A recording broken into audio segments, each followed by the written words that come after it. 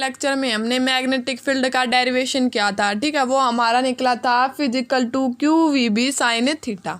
ठीक है, आज हम ये निकालेंगे कि अगर हमारे पास क्या है, करंट कैरिंग वायर है, ठीक है, उसके पास हम मैग्नेटिक कंपास रख दे तो उसके ऊपर क्या इफेक्ट होगा। ठीक है, ये पढ़ेंगे।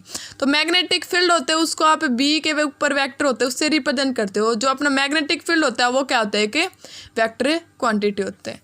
ठीक है, आपने क्या लिया कि करंट कैरिंग वायर ले ली, ठीक है, उसकी आपने करंट की डायरेक्शन ये वाली ले ली। ठीक है, इसके बाद आपने इसके पास में क्या रखा है कि मैग्नेटिक कंपास रख दिया। ठीक है, मैग्नेटिक कंपास डिफ्लेक्ट होगा। कब डिफ्लेक्ट होगा? जब हम इसको करंट कैरिंग को कोयल है, ठीक है, करंट कैरिंग वायर है या फिर कोयल भी बोल सकते हो, उसके पास लेके जाएंगे ना तो जो अपनी मैग्नेटिक कंपास है वो क्या हो जाएगी, डिफ्लेक्ट हो जाएगी। क्यों हो जाएगी अपनी मैग्नेटिक कंपास डिफ्लेक्ट?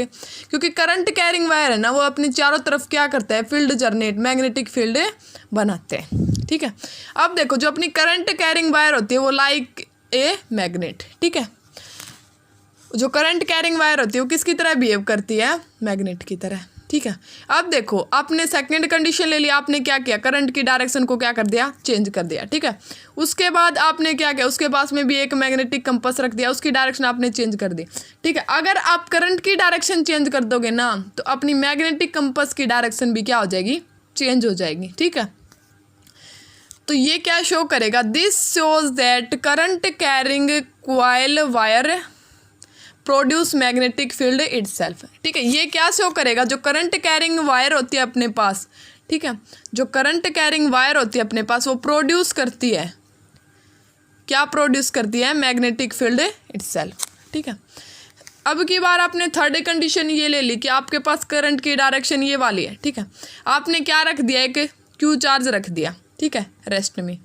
ठीक है, ये चार्ज किस में है, रेस्ट पोजीशन पे है। ठीक है, रेस्ट पोजीशन पे है मतलब no force act on it, इसके ऊपर कोई फोर्स नहीं एक्ट कर रहा। ठीक है, अब देखो ये क्या होगा, charge deflect due to some force change in motion. Charge deflect कब होगा, ड्यू टू सम फोर्स। ठीक है, इसके बाद ये क्या हो जाएगा, डिफ्लेक्ट हो जाएगा। ठीक है, डिफ्लेक्ट कैसे हो जाएगा, देखो आपने करंट कैरिंग वायर ले ली आई, ठीक है, उसके पास में आपने क्या रखा था, एक चार्ज रखा था। ठीक है, वो क्या हो जाएगा, डिफ्लेक्ट हो जाएगा, वो यहाँ से यहाँ तक क्या हो जाएगा, डिफ्लेक्ट हो जाएगा। ठीक है, अगर वायर में करंट ही नहीं है ना तो मैग्नेटिक फील्ड ही नहीं बनेगी। अपने पास जो वायर यूज कर रहे हो आप, ठीक है, उसमें आपके पास करंट होना जरूरी है, क्योंकि अगर करंट नहीं होगा ना तो उसके अंदर आपकी मैग्नेटिक फील्ड ही नहीं बनेगी।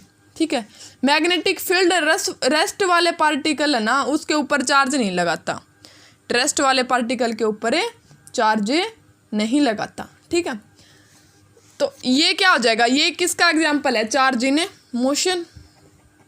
ठीक है, जब चार्ज आपका किस में हो, मोशन में। ठीक है, चार्ज इन मोशन। ठीक है, इसके बाद देखो जो मैग्नेटिक फील्ड है रेस्ट वाले पार्टिकल के ऊपर चार्ज नहीं लगाता।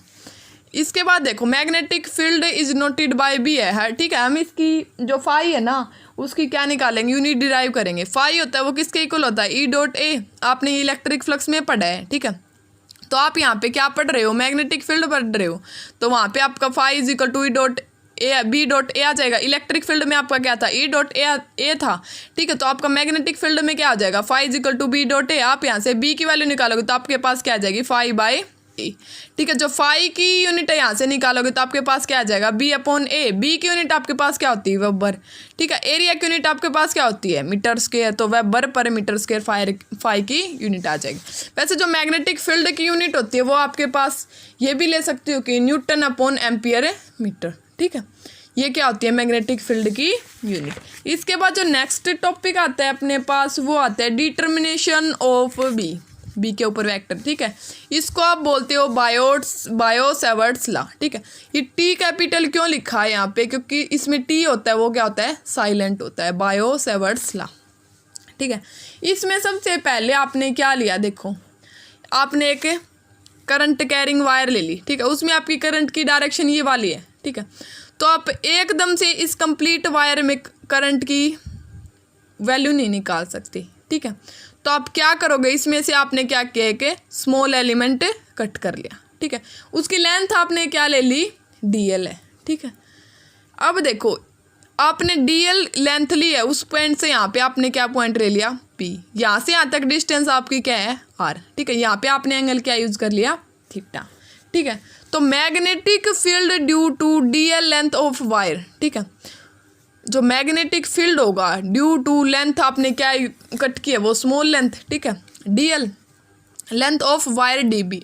ठीक है, तो आप डीबी इसलिए यूज करोगे यहाँ पे क्योंकि आपने जो लेंथ यूज की है डीएल। ठीक है, तो आप डीबी यूज करोगे स्मॉल पार्टिकल के लिए। तो डीबी इज इक्वल टू आपके पास आ जाएगा mu not upon 4 pi I d l into में are upon r a cube. ये क्या होता है आपका बायो सेवर्ट्स लॉ होते हैं। ठीक है, इसके अंदर जो आपका स्मॉल एलिमेंट यूज किया आपने, वो क्या यूज किया है, डीएल लेंथ का। ठीक है, लेंथ की, डीएल क्या लेंथ है, आर क्या आपके पास डिस्टेंस, थीटा क्या आपके पास एंगल। ठीक है, डीबी क्या है आपके पास मैग्नेटिक फील्ड है, लेकिन किसकी मैग्नेटिक फील्ड है, वो स्मॉल पार्टिकल की। ठीक है, अब देखो जो बायोट सेवर्ट्स लॉ में आप जो स्मॉल एलिमेंट यूज करोगे ना, स्मॉल एलिमेंट कट करोगे। ठीक है, उसकी डायरेक्शन आपको किसकी डायरेक्शन में लेनी होगी, जिस डायरेक्शन में आपका करंट की डायरेक्शन हो। ठीक है, तो करंट की डायरेक्शन में ही आपको स्मॉल एलिमेंट की डायरेक्शन लेनी होगी, क्योंकि जो बायो सेवर्ट्स लॉ होता है वो स्मॉल एलिमेंट के लिए क्या बनाता है, करंट बनाता है। ठीक है, इसलिए इसका फॉर्मूला क्या होता है, d B is equal to mu not upon 4 pi I D L into में आर अपॉन में आर ए क्यूब। ठीक है, अब देखो, अब करेंगे इसकी scalar form. Biot Savart's law small element के लिए करंट बनाता है। ठीक है, अब देखो, अब इसकी स्केलर फॉर्म लेंगे। अब आपको ये पता होगा कि एक होती है आपकी स्केलर क्वांटिटी, एक होती है आपकी वेक्टर क्वांटिटी। ठीक है, स्केलर क्वांटिटी क्या होती है, दो फिजिकल क्वांटिटी विच है ओनली मैग्नीट्यूड, बट जो आपकी वेक्टर क्वांटिटी होती है वो उसका क्या होता है, मैग्नीट्यूड और डायरेक्शन। आप डायरेक्शन के लिए क्या यूज करते हैं कि यूनिट वेक्टर ऐड करते हो। ठीक है, तो स्केलर फॉर्म इसकी क्या आएगी, देखो in scalar form D B is equal to mu not upon 4 pi I D L R sine theta upon R cube. देखो आपके पास वेक्टर फॉर्म क्या थी, D B is equal to mu not upon 4 pi I D L into में are upon R cube. ठीक है, तो D l vector है, ठीक है, और आर वैक्टर है, वो एक ही डायरेक्शन में आपके पास। देखो डी एल वैक्टर और आर वैक्टर एक ही डायरेक्शन में, और वो उनके बीच में आपके पास कौन सा एंगल है, थीटा। ठीक है, तो जो आपका d l vector cross r vector होगा वो आपका क्या होगा, d L r a sine theta. ठीक है, उनके बीच में आपके पास क्या हो, एंगल थीटा होना, तभी आप यही लिख सकते हो d L r a sine theta. तो यहाँ से आपने क्या लिखा, d B is equal to mu not upon 4 pi I D L R sine theta upon r a cube. D l cross r को आपने क्या लिख लिया, d L r a sine theta. ठीक है, इन स्केलर फॉर्म आपकी क्या है, d B is equal to mu not upon 4 pi I d l are से आर आपका कैंसिल हो जाएगा, नीचे क्या बच जाएगा, r square I d l sine theta upon are square. ठीक है, अब देखो जो ये वाली इक्वेशन आपके पास ये कैसे बनी है, डी बी क्या हो गया, डायरेक्टली प्रोपोर्शनल किसके हो गया, करंट के। ठीक है, और डी बी डायरेक्टली प्रोपोर्शनल किसके हो गया, साइन थीटा के। डी बी इनवर्सली प्रोपोर्शनल किसके हो गया, डिस्टेंस के। और डी बी डायरेक्टली प्रोपोर्शनल किसके हो गया, स्मॉल लेंथ के। आपने इन चारों इक्वेशन को कंबाइन किया, आपके पास एक नई इक्वेशन बन गई, mu not upon 4 pi. Mu not upon 4 pi आपको कहाँ से आया, देखो D B is directly proportional to the आ जाएगा I D L sine theta upon are square. ठीक है, फिर आपने क्या किया, इस प्रोपोर्शनलिटी कांस्टेंट का साइन हटाया। ठीक है, उसकी जगह आपने कांस्टेंट टर्म यूज की, उसकी वैल्यू आपके पास क्या होगी, म्यू नॉट अपॉन 4 पाई। ठीक है, तो आप यहाँ से डी बी की वैल्यू क्या आ गई, mu not upon 4 pi I D L sine theta upon are square. ठीक है, अब देखो जो आप mu not upon 4 pi use कर रहे हो वो क्या है, आपके पास एक कांस्टेंट टर्म है। ठीक है, उसकी वैल्यू आपके पास क्या है, उसकी वैल्यू आपके पास 10⁻⁻⁷। ठीक है, और 1/4 पाई एप्सिलॉन नॉट आप किस में यूज करते, क्लोन ला में यूज करते थे, के की वैल्यू थी। ठीक है, यहाँ पे जो के की वैल्यू है वो क्या है अपने पास, म्यू नॉट अपॉन 4 पाई। ठीक है, म्यू नॉट क्या है आपका, परमिबिलिटी ऑफ फ्री स्पेस। ठीक है, या फिर वैक्यूम या फिर एयर मीडियम हो आपके पास। म्यू आर यहाँ से क्या आ गया, जो अपनी रिलेटिव परमिबिलिटी आ गई वो किसके इक्वल आ गई, म्यू आर किसको रिप्रेजेंट करता है, रिलेटिव परमिबिलिटी को, वो किसके इक्वल आ गई, mu upon mu not. Mu naught क्या आपका, permeability of free space, vacuum या फिर एयर वाली मीडियम हो, और इसके अलावा आपके पास कोई मीडियम हो परमिबिलिटी की, वो आपका क्या आ गया, म्यू। तो यहाँ से म्यू आर की वैल्यू किसकी आ गई, इक्वल आ गई, म्यू अपॉन म्यू नॉट। ठीक है, तो आप यहाँ से म्यू की वैल्यू निकाल सकते हो, म्यू की वैल्यू क्या आ जाएगी, म्यू नॉट इंटू में म्यू आर। ठीक है, अब निकालेंगे यूनिट्स निकालेंगे किसकी, जो ये म्यू नॉट है अपने पास उसकी। ठीक है, देखो यूनिट्स ऑफ डीबी, डीबी क्या है अपने पास मैग्नेटिक फील्ड, मैग्नेटिक फील्ड की यूनिट देखो कैसे निकलेगी, वो निकलेगी न्यूटन अपॉन एम्पियर मीटर, ठीक है। उसको आप क्या बोल सकते हो, टेस्ला भी बोल सकते हो, ठीक है। तो ऐसे देखो D B is equal to mu not upon 4/आइडियल sine theta upon are square, ये आपका जो बायो सेवर्ट्स ला के है स्केलर फॉर्म वो निकला है, ठीक है। अब देखो म्यू नॉट अपॉन 4/आइडियल sine theta upon are square को आपने क्या लिख लिया, जो आपके पास जो डीबी की यूनिट है वो क्या है, न्यूटन अपॉन एम्पियर मीटर, ठीक है। जो अपने पास मैग्नेटिक फील्ड है उसकी यूनिट आपके पास क्या होगी, न्यूटन अपॉन एम्पियर मीटर, ठीक है। उसको आपने पुट कर दिया यहाँ पे, म्यू नॉट को पुट कर दिया इनटू में एरिया इंटू में मीटर अपॉन में आर स्क्वायर, ठीक है। तो आर स्क्वायर की यूनिट भी क्या हो जाएगी, डिस्टेंस की यूनिट मीटर हो जाएगी, मीटर स्क्वायर है तो उसका क्या हो जाएगा, स्क्वायर हो जाएगा, ठीक है। करंट की यूनिट एम्पियर होती है, ठीक है। लेंथ की यूनिट आपके पास क्या होगी, मीटर। तो ऐसे newton upon ampere metre, 1 metre से 1 मीटर आपका यहाँ पे कैंसिल हो जाएगा, ठीक है। फिर 1 मीटर बचेगा वो इससे कैंसिल हो जाएगा, आपके पास क्या आ जाएगी, म्यू नॉट की वैल्यू आ जाएगी न्यूटन अपॉन एम्पियर स्क्वायर, ठीक है। ये आ गई किसकी यूनिट, म्यू नॉट की, ठीक है। इसके बाद देखो जो आपका आई होता है ना, जो आपने किया था D B is equal to mu not upon 4/आइडियल sine theta upon are square, ठीक है। वो आपकी आई क्या होता है, उसमें आई होता है करंट, ठीक है। थीटा होता है एंगल, डीएल क्या होती है लेंथ, ठीक है। आर क्या होता है उसकी डिस्टेंस या फिर लेंथ, ठीक है। अब ये देखो आप जो आपका बायो सेवर्ट्स लॉ होता है ना, वो इन चारों फैक्टर के ऊपर डिपेंड करता है, करंट के ऊपर भी डिपेंड करेगा, एंगल के ऊपर भी, डिस्टेंस के ऊपर भी और लेंथ के ऊपर भी, ठीक है। तो सारे चारों फैक्टर के ऊपर वो क्या करेगा, डिपेंड करेगा, ठीक है। आर के ऊपर भी क्या करेगा, वो डिपेंड करेगा, ठीक है। तो यहाँ से D B is equal to mu not upon 4/आइडियल sine theta upon are square, जो अपने ये वाली इक्वेशन है वो एप्लीकेबल किस में है, applicable on elemental small current के लिए, ठीक है। ये वाली वैल्यू किसके लिए एप्लीकेबल है, स्मॉल करंट के लिए, ठीक है। अब देखो असाई सिस्टम में, इन असाई सिस्टम में फॉर ए गिवन मीडियम, जो अपने पास मीडियम है, k is equal to mu not mu are upon 4 लिख सकते हो। अब आपने किया था म्यू नॉट म्यू आर की वैल्यू क्या की थी, म्यू की थी, यहाँ से देखो म्यू नॉट म्यू आर की वैल्यू म्यू, ठीक है। तो आपने यहाँ पे पुट कर दिया म्यू नॉट म्यू आर की जगह म्यू पुट कर दिया अपॉन 4 म्यू आर क्या है अपने पास, जो relative permeability of the medium, ठीक है।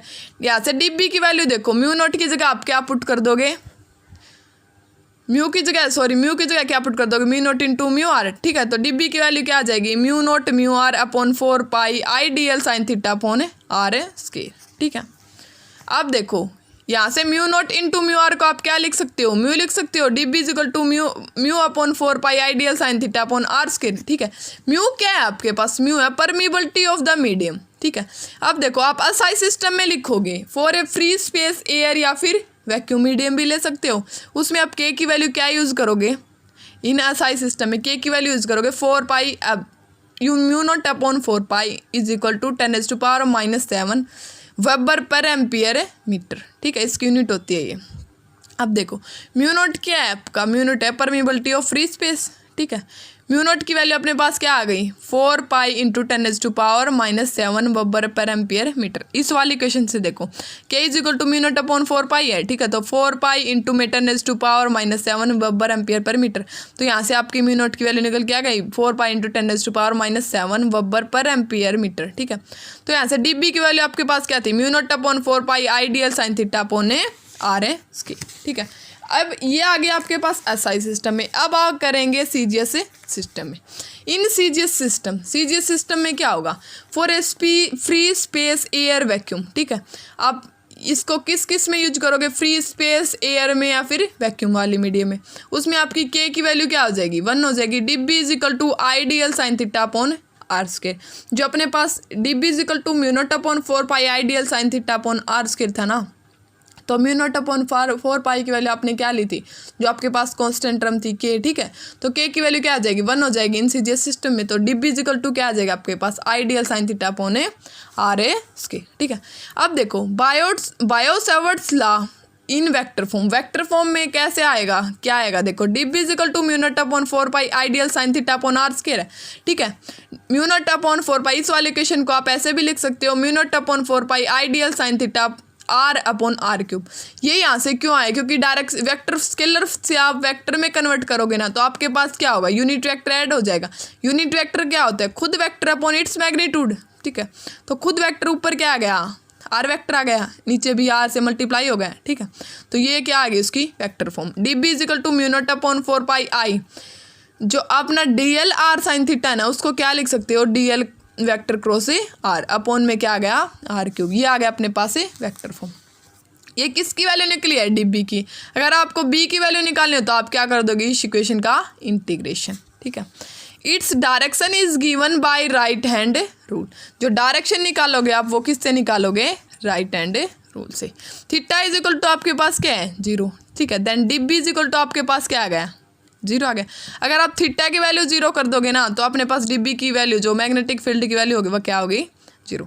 There is no magnetic field at any point on the thin linear current carrying conductor. जब आपकी थीटा की वैल्यू 0 होगी तो अपने पास dB की वैल्यू भी क्या हो जाएगी, 0, ठीक है।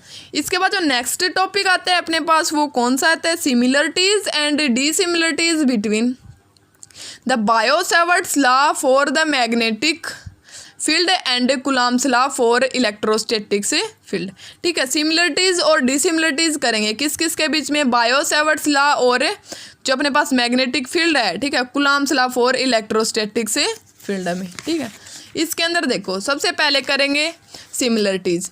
Both the law for field are long range. दोनों आपके जो लॉज होते हैं वो लॉन्ग रेंज के होते हैं। Both the field obey superposition principle. जो दोनों लॉज होते हैं आपको किसको ओबे करते हैं, सुपरपोजिशन प्रिंसिपल, ठीक है। सुपरपोजिशन प्रिंसिपल में क्या होता है, वेक्टर सम हो जाते हैं, ठीक है। आपके पास क्या हो, मैग्नेटिक फील्ड हो तो उसका वेक्टर सम हो जाएगा, इलेक्ट्रिक फील्ड हो तो उसका वेक्टर सम हो जाएगा, ठीक है। डिसिमिलरिटीज देखो, the electrostatics field at a point due to a charge is independent of angle theta, whereas the magnetic field at a point due to current element is angle dependent। जो electrostatics field होता है at a point due to, वो क्या होता है, charge के independent होता है, ठीक है, ऑफ एंगल थीटा के। बट जो आपका मैग्नेटिक फील्ड होता है वो किसके ऊपर डिपेंड करते हैं, एंगल के डिपेंडेंट है, ठीक है। अब जो कूलॉम्स लॉ है वो क्या है, is independent of angle. Coulomb's law भी क्या है, इंडिपेंडेंट है एंगल के। जो बायो-सैवर्ट्स लॉ है इज द एंगल डिपेंडेंट, वो क्या है आपका एंगल डिपेंडेंट। इसके बाद जो अपने पास नेक्स्ट टॉपिक आता है वो क्या आता है, देखो, magnetic field due to finite straight